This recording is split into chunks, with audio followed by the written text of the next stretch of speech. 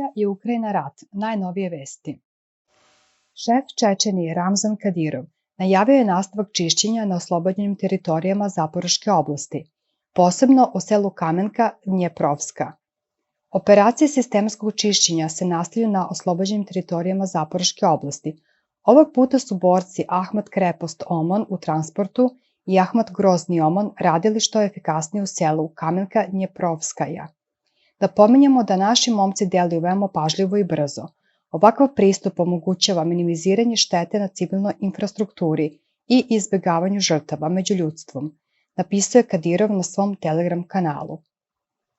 Šef kabineta predsjednika Ukrajine Andrej Jermak potvrdio je informaciju o opkoljenim gruzijskim plaćenicima. Proteklih dana grupa vojnika naših Ukrajinaca i gruzijskih dobrovoljaca iz 57. brigade opkoljena je kod Bahmuta. Znamo za ranjenog gruzijskog komandanta i 5 mrtvih gruzijskih vojnika. Borili su se za svetlo protiv mraka kod Bahmuta, napisao je na svom Telegramu.